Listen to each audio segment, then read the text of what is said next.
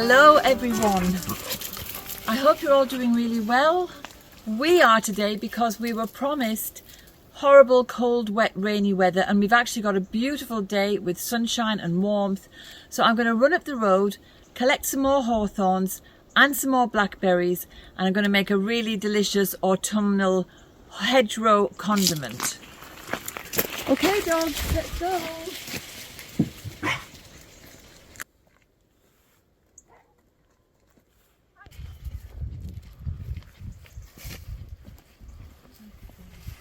I love evenings and afternoons like this when the sun is low and it's shining through the hedgerow, making the leaves shine.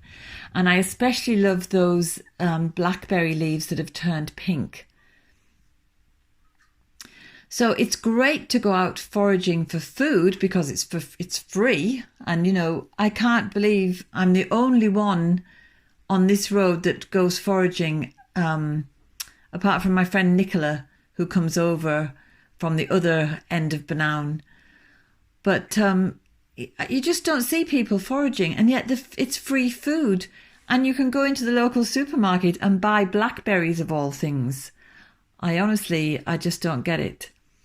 But I love to come out foraging.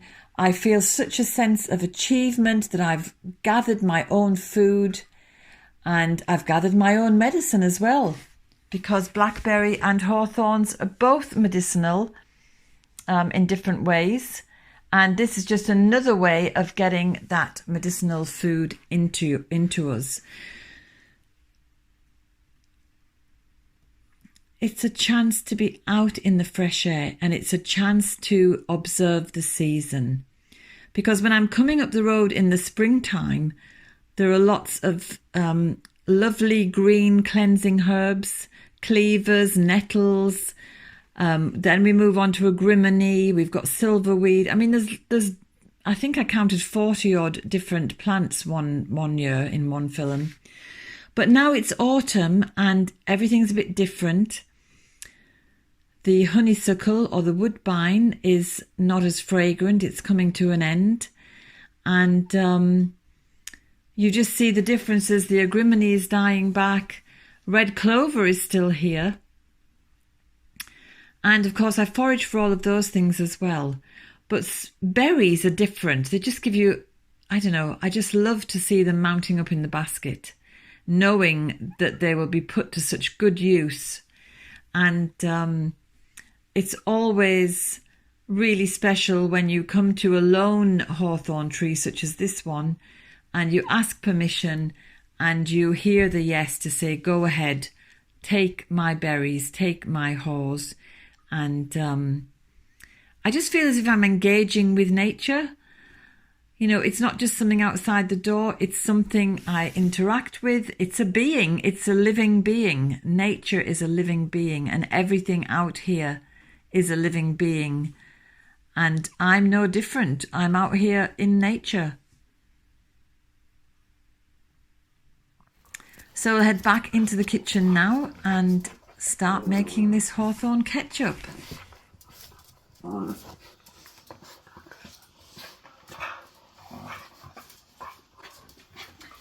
we're back in the kitchen. We've got the blackberries, we've got the hawthorns, and we have to get the stones out of the hawthorns before we attempt to make the ketchup. So I'm just taking off any leaves and stems, and then I'm going to destone them by bringing them up to a simmer.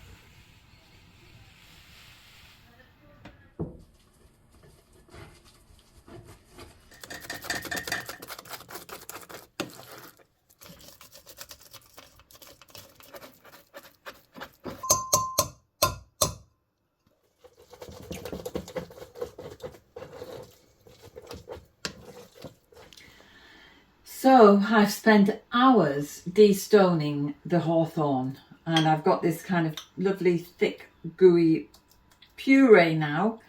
I've actually got 3 times the amount in the recipe that I'll be putting below. So instead of having 100 grams, I have almost 300 grams. It's just a bit short of 300 grams, which is around 10 ounces. So I'm going to triplicate everything else in the recipe as well, but I'll put the original recipe below in the box below. So click on more and the box will open up with the recipe. So I'm just going to chop everything up here now and get it all ready, and then we'll start to make the Hawthorn ketchup or the Hedgerow ketchup. Okay, so I've chopped up the other ingredients. I've got the apples and the tomatoes, I've got the onions, and I've decided to put in some garlic as well. I've also got some paprika and some cloves, just a little pinch for taste. And I've got some nutmeg, which I will grate in at the end. So there's some oil here in the pan. It's organic olive oil. I'm going to put the onions in. Just let those onions saute for a few minutes.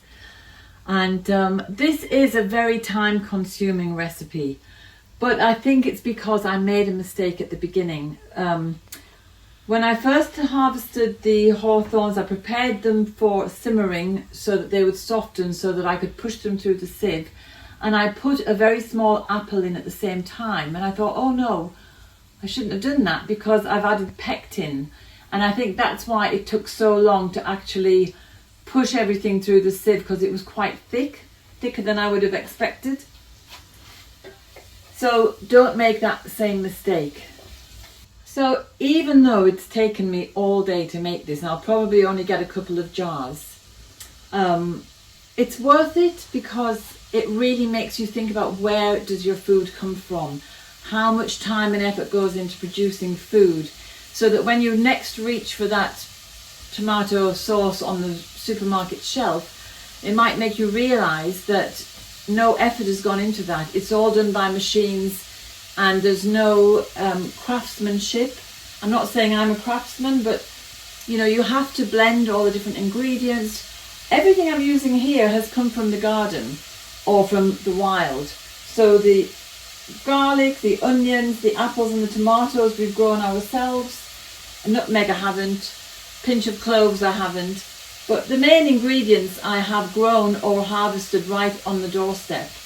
And I suppose anything that is good quality is expensive because it's not mass produced, it's not fast, it's not a fast production like fast food.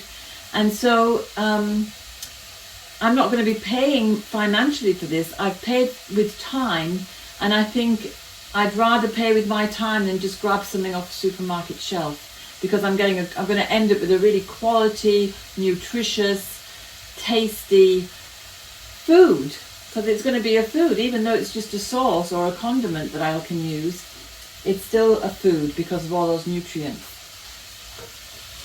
And once they're translucent, I'm going to add the apples and tomatoes and the sugar and some salt, just a quick twist of salt, and then the vinegar. I'm going to put the tomatoes and the apples in now. You might notice the garlic is still here, because I want to put the garlic in just for the flavour of the garlic, to add something to this composite of flavours. But the reason I'm leaving it is because it's also, garlic is very medicinal, but it's only medicinal once you've broken the membranes and chopped it up. And then the allicin, which is the potent medicinal constituent of garlic, it activates the allicin. And you need to chop your garlic and leave it for 10 to 15 minutes before you add it into your cooking to make sure you've potentized it, and then you've got a medicinal herb going into this mix or into any cooking. So it just makes your food more medicinal, more nutritious. I'm going to add the vinegar now. And the vinegar I'm using is a red clover infused apple cider vinegar.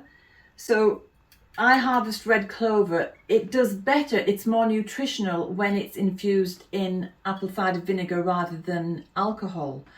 I like to use red clover because I'm a woman. It's very good for hormones. It's very good for, just keeping everything running smoothly. It has a reputation for preventing tumours.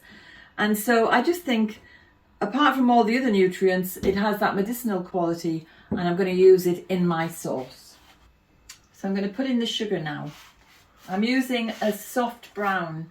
I just thought, because a Hawthorn ketchup, and the Blackberries, of course, it's going to be very suitable for meats and cheeses. And I just thought the brown sugar would just give it a more rich flavour. And of course, it's a sort of sauce we're going to be using more in winter time, when we're doing the various celebrations of Samhain and Christmas. And so I just felt it would be more appropriate to use a brown sugar. So now I'm going to add all the Hawthorn puree, because it is a Hawthorn ketchup.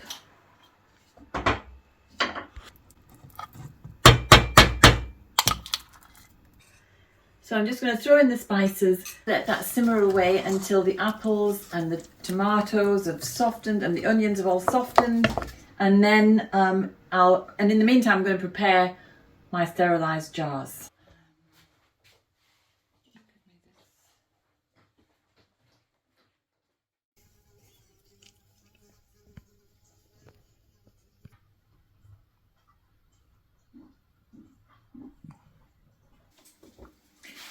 Well, that's been simmering away for about 30 minutes probably, and everything's lovely and soft. So I'm going to put in the garlic now.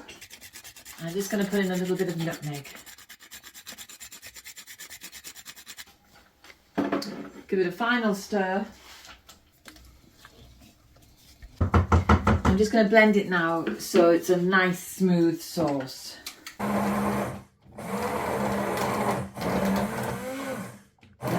So I've talked about hawthorn before as a medicine for the heart, and I make my own hawthorn tinctures, but this is another way to incorporate hawthorn into your diet, into your body, because you're making a food with it.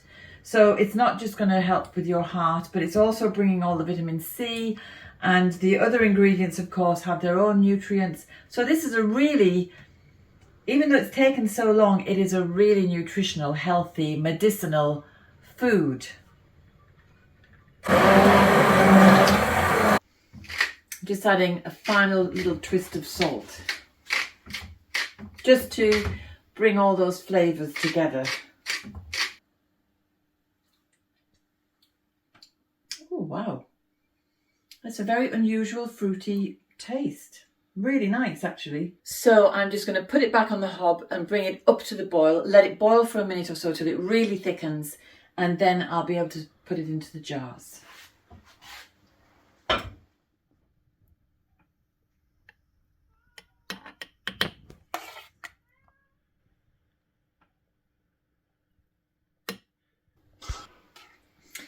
You might be able to hear Spook and Tilly. They're on the window, reminding us that it's almost dinner time for them. They always come an hour earlier. I think it was because of the daylight savings. They're still on last year's clock.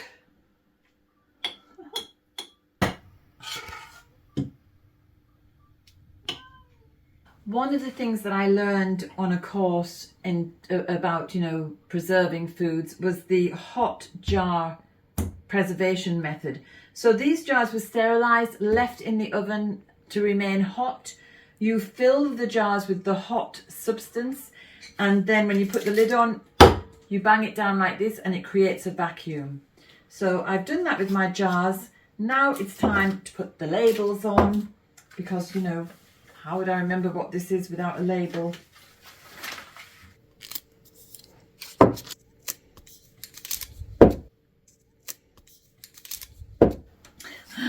So there we are, 3 small jars after hours and hours of activity and work and preparation. But I do think it's worth it for all the reasons I said earlier. I know that I have a lovely, tasty condiment which is also nutritional and it's also medicinal because of the hawthorn berries. And, you know, most of it was free. It was all just out there. And there you go. I'm going to take the little jar down to a friend who's invited us for dinner because it's nice to share your homemade goods as well. And I'm just going to feed the cats and the dogs before I leave. So I hope you're all doing well. If you're interested in using food as medicine, you might want to take a look at the Introduction to Herbal Medicine course, because to me, good food nutrition is the baseline before you add in all your herbs and other healing modalities. So I'd better feed these animals before they drive us mad, and I'll see you next week. Thanks for watching.